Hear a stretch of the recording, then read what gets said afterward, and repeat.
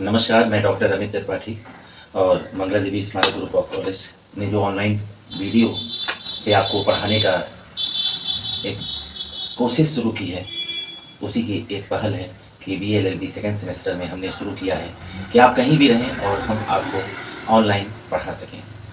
अभी तक हमने हिंदू विवाह पर चर्चा किया और यूनिट फर्स्ट का ये एक महत्वपूर्ण टॉपिक था। अभी हम यूनिट सेकंड में जब चलते हैं तो पहला ही टॉपिक बहुविवाह है, जिसे पॉलीगेमस सिस्टम भी हम इंग्लिश में कह सकते हैं।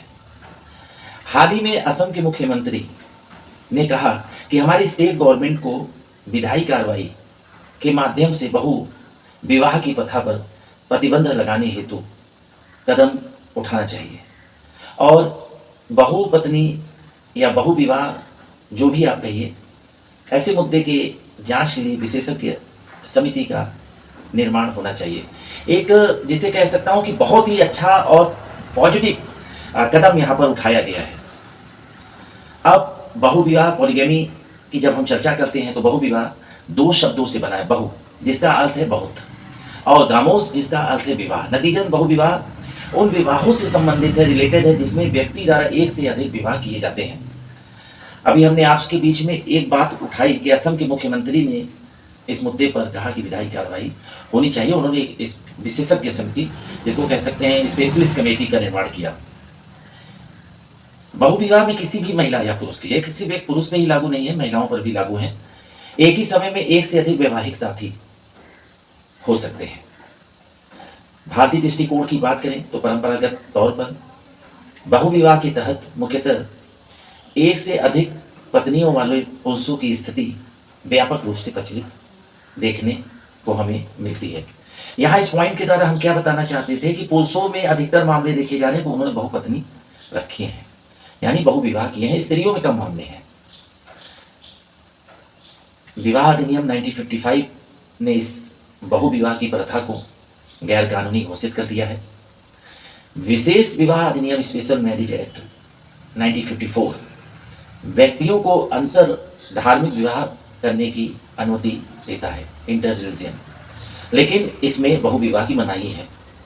अधिनियम का उपयोग कई मुस्लिम महिलाओं द्वारा बहुविवाह प्रथा को रोकने में मदद हेतु किया गया है।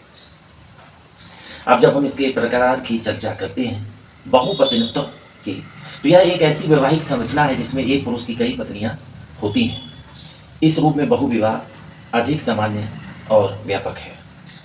माना जाता है, अगर हम सिंधु घाटी सभ्यता की तरफ देखें, सिंधु घाटी सभ्यता, हड़प्पा की सभ्यता, मोहनजोदाड़ो की सभ्यता, ऐसी सभ्यताओं में, विशेषकर मैं सिंधु घाटी की सभ्यता की बात कर रहा हूँ, राजाओं सम्राटों की कई पत्नियाँ होती थी। उसके बाद भी मुगल पीरियड में भी कई राजाओं की कई पत्नियाँ देखी गई हैं और अन्य राजवंशों में भी देखा गया है, हिंदू राजवंशों में भी देखा गया है। ऐसा नहीं कह सकते हैं, अपवादित रूप से हिंदू राजवंश भी रहे हैं, लेकिन बेसिकली मुगल पीरियड्स में और सिंधु घाटी की सभ्यता का जो मैंने बात किया है कि वहाँ पर बहुपत्नी देखी जा सकती हैं।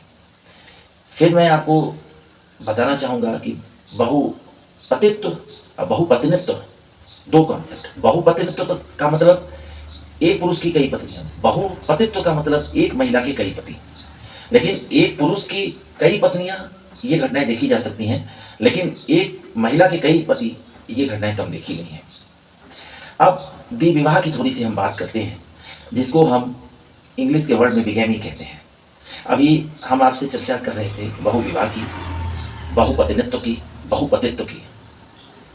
जब द्विविवाह की बात कहते हैं तो जब कोई व्यक्ति पहले से मान्य रूप से विवाहित होते हुए भी किसी और के साथ विवाह करता है तो इसे द्विविवाह कहते हैं। द्विविवाह का मतलब दो विवाह, और ऐसे करने वाला व्यक्ति द्विविवाही कहा जाता है। हमारे भारत में तो इसे अपराध माना जाता है, अन्य देशों में भी इसे अपराध माना जाता है। दूसरे शब्दों में हम कह सकते हैं कि किसी व्यक्ति के साथ मान्य विवाह होते हुए भी किसी अन्य व्यक्ति के साथ विवाह करने की यह एक क्रिया है। तो आज के वीडियो में हमने क्या देखा? आज के वीडियो में हमने ये देखा कि असम के मुख्यमंत्री ने बहुविवाह के मुद्दे को किस तरह से उठाया और कहा कि इस पर विधायी कार्रवाई होना चाहिए और विशेषज्ञ समिति का निर्माण होना चाहिए। वहाँ से हमने तीन कॉन्सेप्ट जाना, बहुविवाह क्या है, बहुपत्नित्व क्या है, बहुपतित्व क्या है, और लास्ट में हम जाके यह जाने कि द्विविवाह क्या है, बिगेमी। अब भारत में इसका क्या प्रचलन है भारत में विवाह से संबंधित विभिन्न धार्मिक कानून क्या है, थोड़ा सा हम उसे जानेंगे। तो अगले वीडियो में हमारी कोशिश रहेगी कि इस टॉपिक पर कुछ और कॉन्सेप्ट पर काम किया जाए। जैसे भारत में विवाह से संबंधित विभिन्न धार्मिक कानून क्या है, ये हिंदू, पारसी, मुस्लिम, और बहुविवाह के संबंध में न्यायिक दृष्टिकोण क्या है, इसको जुडिशियल एक एंगल क्या है, और भारतीय समाज और संवैधानिक दृष्टिकोण में बहुविवाह की स्थिति क्या है, और बहुविवाह कहाँ वैध है, किन देशों में वैध नहीं है, उस पर हम चर्चा करेंगे। तो आज के वीडियो में सिर्फ हमने क्या जाना, बहुविवाह क्या है, बहुपतिनित्व क्या है, बहुपतित्व क्या है और द्विविवाह क्या है। चलिए अगले वीडियो में हम अन्य सिद्धांतों पर चर्चा करेंगे, अन्य मुद्दों पर आपके साथ बात करेंगे, और मुझे उम्मीद है कि आप सब बेहतर सफलता पाएंगे मई जून में होने वाली BA-LLB सेकेंड सेमेस्टर की संभावित परीक्षा पर। तिथियां आगे पीछे हो सकती है, इसलिए हम संभावित शब्द का प्रयोग करते हैं। तो मुझे इजाज़त दीजिए, तब तक के लिए धन्यवाद, नमस्कार।